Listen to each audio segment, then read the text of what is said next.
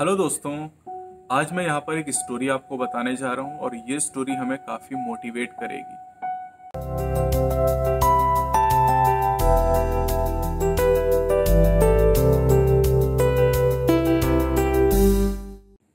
हमारे जीवन में केवल सफलता ही जरूरी नहीं है, सफलता को लगातार बनाए रखना भी जरूरी है। और हमें एक लेवल पे जाके ये नहीं कि हमें सेटिस्फाई हो जाना है, संतुष्ट हो जाना है। अगर हम संतुष्ट हो जाएंगे तो अपने जीवन में कभी भी आगे नहीं बढ़ पाएंगे। तो एक छोटी सी कहानी मैं आपको बताता हूँ, शायद ये कहानी आपको मोटिवेट करे। एक समय की बात है, एक आदमी होता है और वो मूर्तियां बनाने का काम करता है। बहुत सुंदर मूर्तियां वो बनाता है। उसका एक लड़का होता है। वो आदमी सोचता है कि मेरा जो लड़का है ये भी आगे चल के बहुत ही अच्छी मूर्तियां बनाए। समय बढ़ता जाता है, उसका लड़का बड़ा होता है और वो लड़के को भी सिखाने लगता है कि मूर्तियां कैसे बनाते हैं। अब वो जो लड़का होता है उसका जब मूर्तियां बनाता है तो अपने पापा से पूछता है कि पिताजी देखिए मैंने ये मूर्ति बनाई है, किस तरह कैसी मूर्ति है। तो उसके पिताजी उस मूर्ति में कुछ ना कुछ कमी निकाल देते थे और वो पुत्र उस कमी को सही करता था। समय बढ़ता गया, धीरे धीरे जो आदमी था वो बूढ़ा होता चला गया, जो लड़का था वो जवान होता चला गया। और अब जो लड़का था उसकी जो मूर्तियां थी वो उसके पिता से ज्यादा अच्छी बनने लगी। और उसका पिता भी वही चाहता था कि मेरा लड़का, हर कोई ये चाहता है कि उसकी आने वाली जनरेशन उससे भी बढ़िया हो।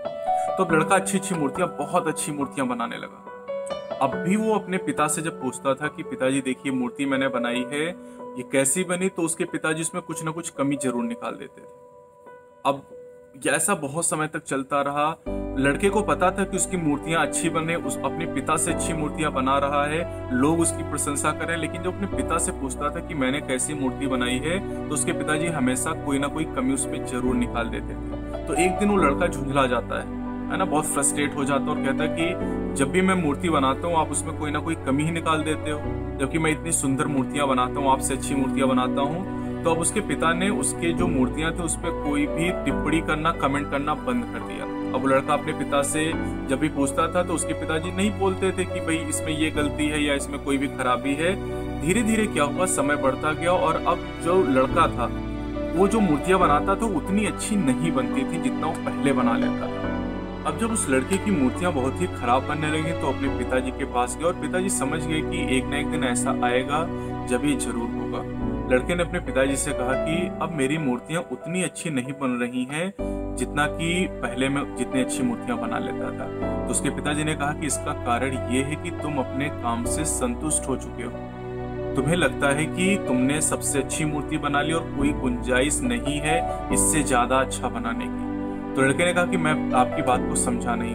तो उसके पिताजी ने कहा कि तुम्हारे जो दादाजी थे वो भी मुझसे ऐसी लगातार कहते थे कि तुमने जो मूर्ति बनाई है वो अच्छी नहीं, तुम और ज्यादा इम्प्रूवमेंट कर सकते हो। और इस तरीके से मैं लगातार अच्छी मूर्तियां बनाता रहा। तो दोस्तों इस कहानी से हमें क्या शिक्षा मिलती है कि जो इंसान अपने जीवन में संतुष्ट हो गया, जिसको लगा कि उसने सबसे अच्छा काम कर दिया, वो जीवन में कभी भी बहुत अच्छा नहीं कर सकता, बहुत आगे नहीं बढ़ सकता है। हमें लगातार अच्छा काम करने की कोशिश करनी चाहिए क्योंकि लगातार ये संभावना बनी रहती कि जो काम हम कर रहे हैं उसको और बेहतर कर सकते हैं। जैसे आप पढ़ाई कर रहे हैं तो पढ़ाई में भी और बेहतर आप कर सकते हैं। ये मत सोचिए कि मैं सबसे अच्छा पढ़ रहा हूँ, इससे अच्छा मैं नहीं कर सकता। या मैं पढ़ाने का काम करता हूँ तो मैं ये नहीं समझ सकता हूँ कि, या मैं ये नहीं सोच सकता कि मैं इससे अच्छा नहीं पढ़ा सकता। हमेशा अगर हमें आगे बढ़ना है तो अपने काम को और इम्प्रूव करना पड़ेगा और बेटर हमें करना पड़ेगा। हमें अपने काम से संतुष्ट नहीं होना है, वरना कभी हम अपने जीवन में आगे की तरफ नहीं बढ़ पाएंगे। अगर हमें लगातार आगे बढ़ना है, सफलता की नई सीढ़ियों को चढ़ना है, तो उसके लिए लगातार अपने काम को, जो भी काम हम कर रहे हैं उस अपने काम को लगातार इम्प्रूव करना है। और यही सफल होने की सबसे मजबूत कड़ी है। दोस्तों अगर कहानी आपको पसंद आई हो तो लाइक जरूर करिएगा, चैनल को सब्सक्राइब जरूर कर लीजिए क्योंकि ऐसी मोटिवेशनल वीडियोस लगातार हम लाते रहेंगे। Best of luck.